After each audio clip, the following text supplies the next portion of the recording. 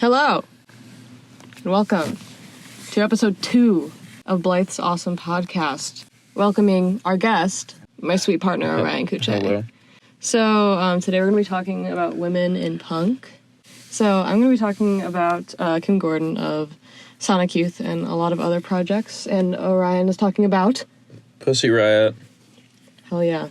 So, okay, I'll start out with my stuff on Kim. Kim Gordon. Awesome. Crazy punk lady. Crazy in a good way. She has done many projects. She is a visual artist. She makes paintings. She's a bass player, singer, songwriter, author. She's a multi-skilled individual. And she's been in many a band. Sonic Youth, founded in 1981, Free Kitten in 1990, Body/Head in 2011 to now, and Glitterburst in 2016, along with a couple others. She debuted as a producer on Hole's debut album, Pretty on the Inside, which, says enough. Courtney Love is, foundational in the grunge scene. She's a contralto voice type, which is one of the lowest of the female ranges, and you can really tell. Her singing style, her vocal style is very talkative, and she has a very deep voice. It's really interesting to listen to, I would say. Kim Gordon is pretty punk. She's her values align great with the values of the punk movement, so she's very anti-capitalist. She's very, women's rights, equity, stuff like that. One of the first instances of her activism was when she was caught smoking weed at Disney. Is that real? Yeah. She was put in a juvenile cell. She was pretty young. And in a Guardian interview, she said, "I was writing this paper in my head about Disneyland and how fascist it was. It confirmed my beliefs about American consumerism," which, that's just punk. Mm-hmm. Like, anti-consumerist. The fact that she was thinking about fascism at such a young age just shows. In Gordon's memoir, Girl in a Band, she states that after Kurt Cobain's death and after the breakup of Sonic Youth and her divorce with Thurston Moore, who was her bandmate, who she met in the band, she had a performance, and she called it a 4-minute long explosion of grief. And she said it was the most punk rock thing to ever happen, or that ever will happen at this event. She considers herself a punk rocker, and she's very transparent about her emotions, which I feel like is also very punk rock, especially as a woman. Mm-hmm. And yeah, tell me about Pussy Riot, or ask any questions. So, Pussy Riot is this kind of performance art musical collective. It's around 15 members that have been cycling in and out since they were formed in 2011 in Moscow. So Pussy Riot was born out of a different anarchist art collective group from Russia as well, called Voyna, and 2 members from that then formed Pussy Riot together. Nadezhda Tolokonnikova and Yekaterina Samustevich, they formed Pussy Riot in 2011. And they've been cycling tons of members. And they have a policy where really, anyone can join. It's pretty open. And that makes for an interesting dynamic because they are known mostly for guerrilla-style performance, and that's how a lot of people find out about them. That's how I found out about them, because they would have these performances that were really, staged protests, in a way, where they would go completely unannounced, really, and perform hardcore music just out in public, wearing balaclavas and, crazy colorful outfits. They'd be running around the streets.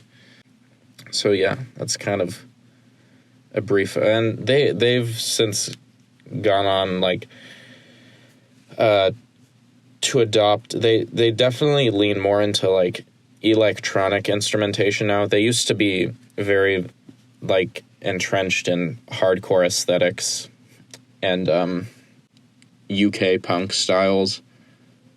Now, not so much. They incorporate a lot of hip-hop, electronic music. They do some hyper-pop, like they've collabed with Dorian Electra. They have a song with Tom Morello, so, Yeah. That's cool. And what you were saying about their performances and how they're kind of, you know, riots and protests in their own way, that definitely leads into the song that you chose to talk about. Oh, yeah. Putin Will Teach You How to Love. Yeah. Great song. That's their first song they uploaded on their channel. And it's a song that kind of, it's pretty grand in scope. But it's about the scandals surrounding the Sochi Winter Olympics, and it has a lot of like specific references that people probably won't get. It's very much made for like in the moment. I mean, political art is kind of made for in the moment, so it's not gonna obviously like hold up as well when you're looking back on it, unless you're like Russian, and or just know the schematics of the Sochi Olympics and all the shit that went on. A lot of their quotes from their songs speak for themselves more than like interviews. For instance, there's a line in like the opening verse of the song where they say fireworks for the bosses and hail Duce. And Duce is a term that was used for a while in post-World War I and into World War II era Italy. It was a name given to fascist leaders. Like, the line is essentially calling Russian politicians and oligarchs fascists because Mussolini's nickname he was given by the Italian fascist party was Il Duce. So, yeah. Okay. Yeah, I mean, we watched the music video for it. Yeah. And I really liked how it started out. It was, like, cinematic of, like, waves and, like, the ocean. And it's, like, synthesized strings, you said, or maybe a glockenspiel, you said? It's some type of, like, synth orchestra sound. It's, like, super low tempo, super legato and beautiful. And then it just, like, cuts, like, it switches to electric guitar and the rest of the band. And it's not on beat, like the switch isn't on beat. But it's super, I mean, this is, like, common in punk music, I would say, but low fidelity. But it adds a sort of, like, relatability, I guess, to the music that I think is important. And, you know, you don't need the most high-tech recording equipment to get across a point. Now, I will talk about my song. I chose to talk about Tunic, Song for Karen, off of Sonic Youth's 1990 album Goo, which is one of my favorites. The song is dedicated to Karen Carpenter of the Carpenters, and, you know, a lot of people would be like, how does Karen Carpenter relate to Kim Gordon? So, Kim said that she resonated a lot with her voice. She also resonated with the fact that Karen died of anorexia. Mm-hmm. And, as a woman, you know, there's always, I mean, society always has views on women and how they're supposed to look. Mm-hmm. And so just talking about that is a political statement. Mm-hmm. And a quote that sticks with me is, I feel like I'm disappearing, getting smaller every day, but I look in the mirror and I'm bigger in every way. Just feeling so insignificant in society, but being told that you're taking up too much space. In the music video, which is, I really enjoyed the music video. Also super low fidelity, shitty camera. I mean, it was from 1990, so how great can you get? But yeah, animation is crazy because it was 1990. Mm-hmm. So it's like super, you know, low quality, but it gets across the point. It shows her like going to heaven because that's one of the plot points in the song. There's a lot of skeletal imagery in the music video. She's superimposed over a skeleton doing the same movements she's doing, Kim. Mm-hmm. And I think that points out the idea of, you know, anorexia. The repetition of the "you are never going anywhere" that the band members say in the video, but Kim says. vocally. It's repetitive, and it shows, I think, how hounding people in society can be about women's images.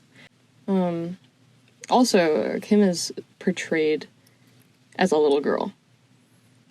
Yeah, the video... She's in a baby doll dress. She's in a little bed with a bunch of stuffed animals, and she's talking to her mom. Yeah, it felt... Really, the video felt really kind of Lynchian in a lot of aspects. And there's a lot of surrealism at play. Thank you very much for listening. This has been Blythe's awesome music podcast. Epic. And I think, women in punk, they go together like fucking sliced bread. I don't know. Like they go together like a cheese and a bread. 2 peas in a pod. Yeah. I mean, it just makes sense. And it's important to highlight female artists because a lot of the time they're pushed out of the spotlight. So yeah, a lot of important things to say, and a lot of important things have been said by, for example, Kim Gordon and Pussy Riot. Hell yeah. Leave any comments of differing opinions, supporting opinions. Let me know what you think. Thank you and goodbye.